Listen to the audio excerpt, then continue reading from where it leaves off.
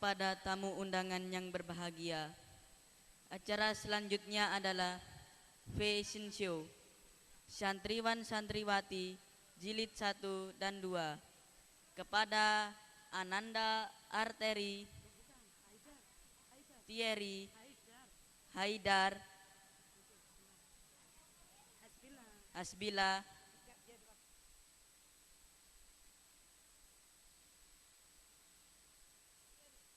Thierry, Nela,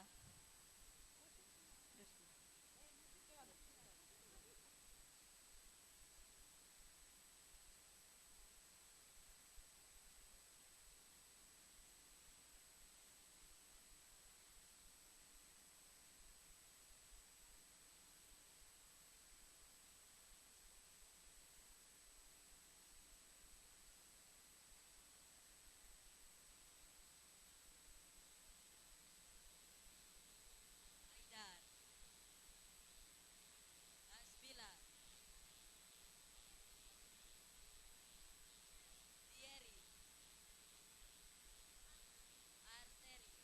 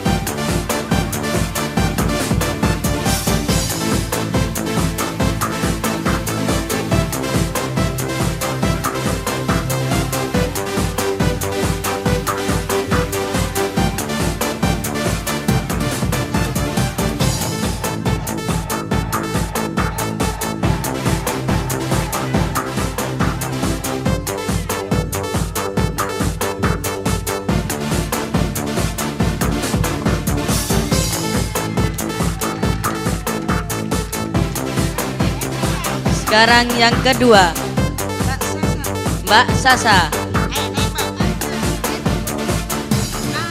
Najwa,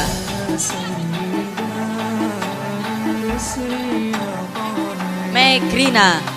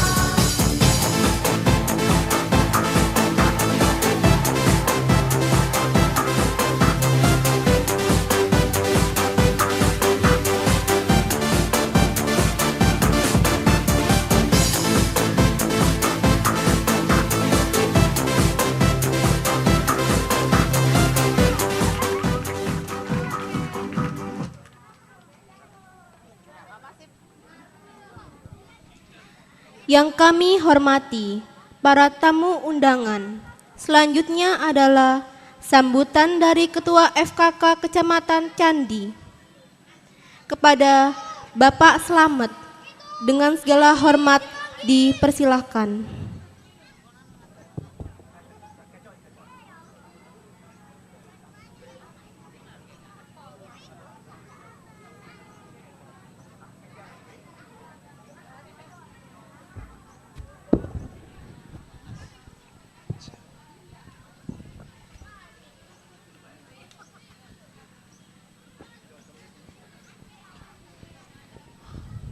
Bismillahirrahmanirrahim. Assalamualaikum warahmatullahi wabarakatuh. Bismillahirrahmanirrahim. Alhamdulillahi rabbil alamin. Wabihi nasta'inu ala umurid dunya waddin wa ala alihi wa ashabihi ajma'in. Qala Allahu ta'ala fi kitabil karim. Bismillahirrahmanirrahim. Ud'u ila sabili rabbika bil hikmati wal mau'izatil hasanah wajadilhum billati hiya ahsan. Amma ba'd.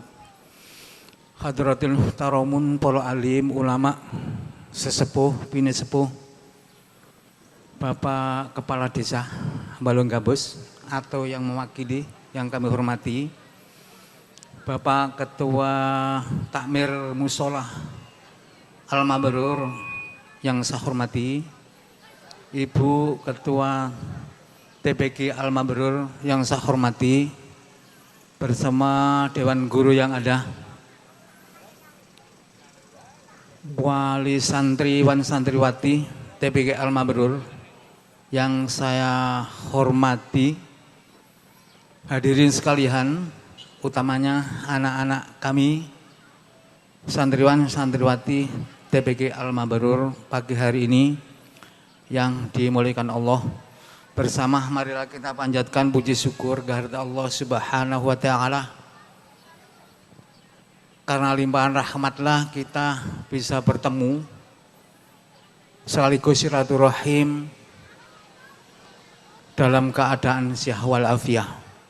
Salat ma'assalam moga tetap tercurahkan kepada junjungan kita Nabi besar Muhammad sallallahu alaihi wasallam yang telah memberikan petunjuk, suri teladan, contoh-contoh yang sahih, yang bagus, yang baik kepada kita sekalian, yang insya Allah pada pagi hari ini kita laksanakan bersama dalam rangka kebiar TPG Al Mabrur, dalam rangka menyambut bulan suci Ramadan yang insya Allah akan kita laksanakan bersama 3 hari yang akan datang insya Allah.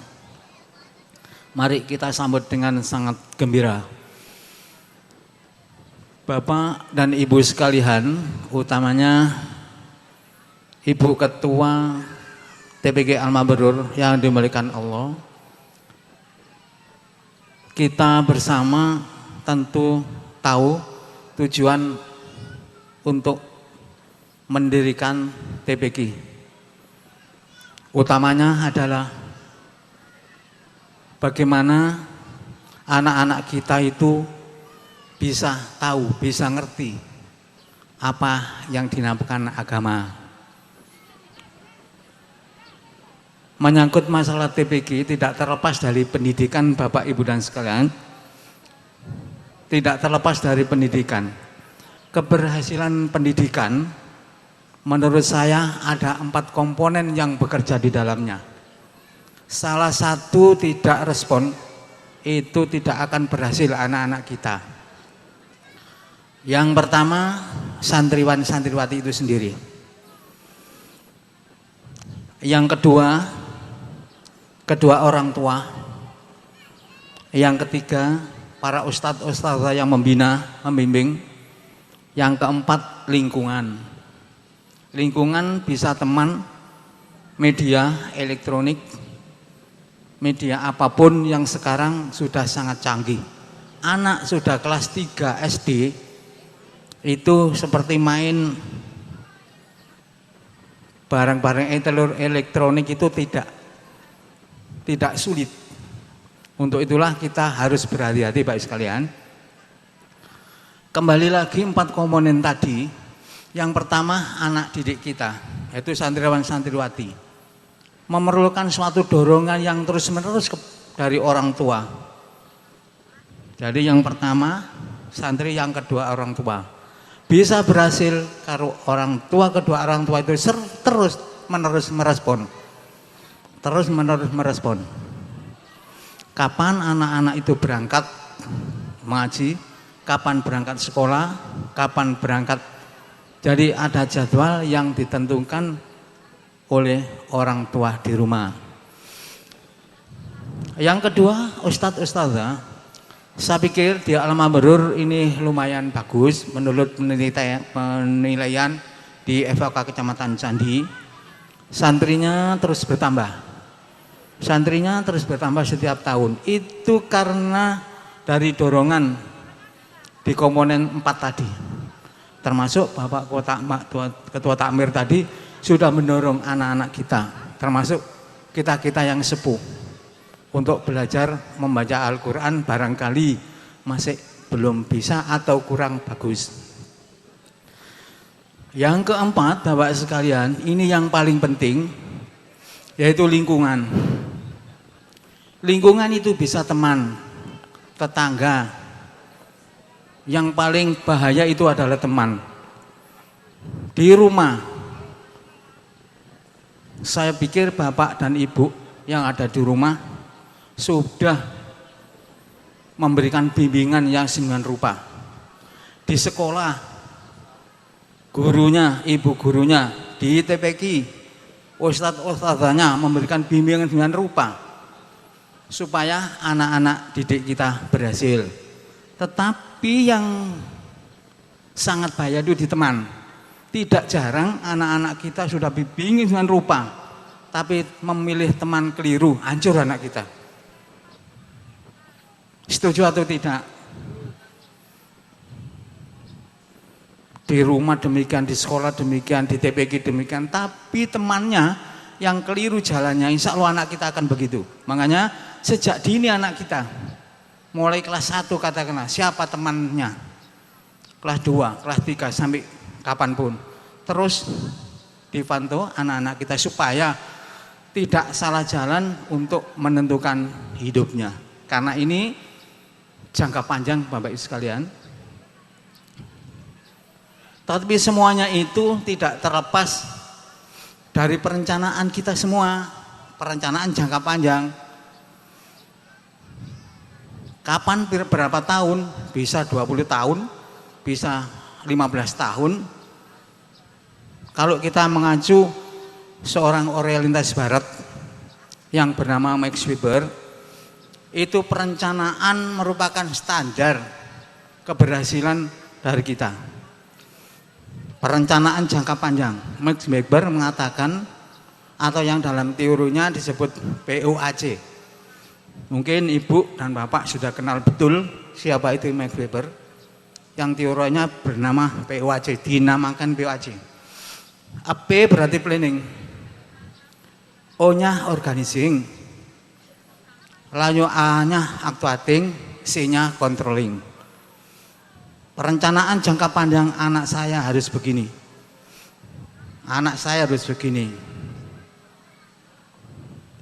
Yang kedua organizing, siapa kira-kira yang ada di sini di Al-Mabrur, saya titipkan di Al-Mabrur, siapa takmirnya, kelihatan. Organizing begitu. Lalu actuating, pelaksanaan. Kapan anak-anak kita itu ngaji, kapan belajar, kapan main, kapan lihat TV. Jadi ada semacam waktu-waktu tertentu yang harus dilaksanakan oleh Bapak dan Bu. Kembali 4 komponen tadi. Yang terakhir, keempat, yaitu controlling. Bisa dilaksanakan setiap minggu, bisa dilaksanakan setiap bulan. Berhasilkah anak-anak kita setiap bulan atau setiap minggu atau setiap hari? Anak-anak jenengan yang ngaji di sini pasti membawa itu ya, kartu kuning atau biru hijau, ada tanda tangan seorang ustadzah, itu pasti itu. Jadi di sana anak itu ngaji betul atau dolin atau main. Kalau nggak ada tanda tangan dari ustadzah, itu berarti anak-anak kita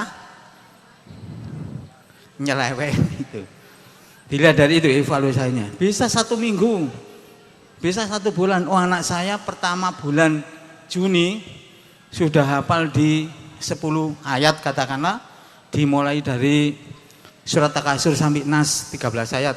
Oh minggu depan bisa tambah 3 lagi, naik terus naik sampai akhir evaluasi paling tidak bisa hafal juz 30 dimulai An-Naba sampai An-Nas itu.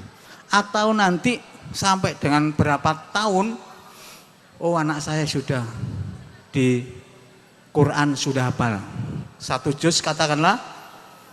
Biasanya itu paling mudah dari belakang Pak ya. Dari juz 30 lalu 29, lalu 28. Itu paling mudah. Tapi seharusnya ya di depan dimulai Baqarah sampai selesai. Tapi biasanya karena TPG saya tahu di perumahan itu santrinya turun naik. Sekarang itu laporannya 120. Besok 3 bulan lagi naik. Besok lagi turun lagi gitu. Itu. Saya di FKK hanya memantau kegiatan dari Bapak dan Ibu sekalian, bagaimana yang terbaik untuk anak-anak kita. Tadi Bapak Ketua Takmir menyebut bukan Pak Lurah Balanggabus ya, Pak Lurah Sitokari ya.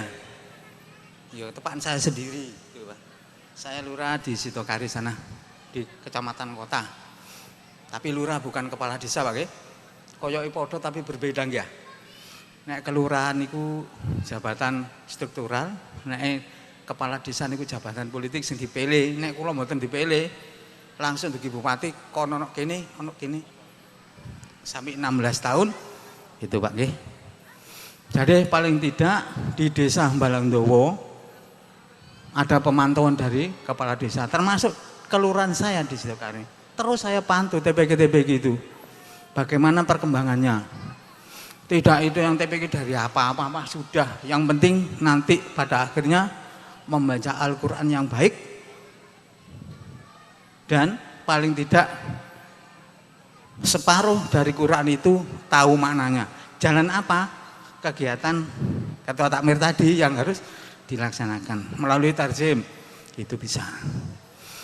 Yang penting Pak, saya ingin di FKK Kecamatan Candi ingin anak-anak putra putri kita itu berhasil. Ini saya contohkan, ketepatan saya punya uang 50 ndil ya.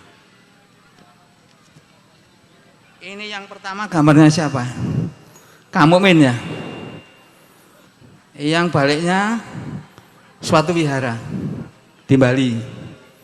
Ini saya tanyakan, kalau ini ndak ada, laku nggak ini? Atau sebaliknya, kalau ini yang ndak ada, gosok, laku nggak? Ya nggak laku. Ini saya ibaratkan Mbak sekalian, dengan berdirinya TPG ini, anak-anak itu bisa 1 lembar rupiah berkeping 2 dengan kualitas ganda.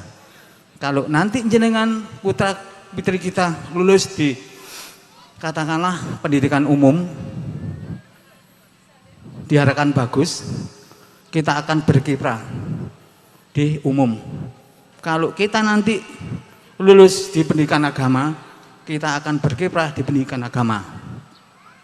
Sehingga anak itu bekal kanggo di umum ya kanggo di masyarakat. Seperti yang gak kanggo di masyarakat, panjenengan diundang katakanlah genduri, tahlilan, maaf kalau yang mau. Pasti yang nggak bisa itu di luar menghadap nyingkur rumah koyo ngayup. Kalau sudah bisa siap masuk, barangkali nanti tuan rumah akan memberikan waktu saya untuk berdoa. Itu jadi siap anak-anak itu nanti kita calonkan siap untuk menghadapi itu. Karena anak-anak kita nanti tidak sama zamannya seperti kita sekalian ini, lebih canggih mungkin atau lebih rusak. Itu. Makanya kita persiapan anak kita yang lebih baik. Saya pikir itu sekedar sambutan kalah. Saya apabila ada kekeliruan itu saya yang benar hanya Allah. Saya akhiri. Wallahu a'lam bishawab. Assalamualaikum warahmatullahi wabarakatuh.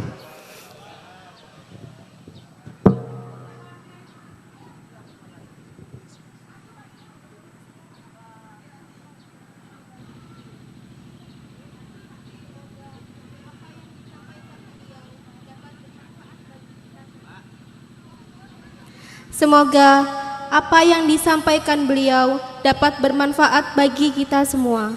Amin.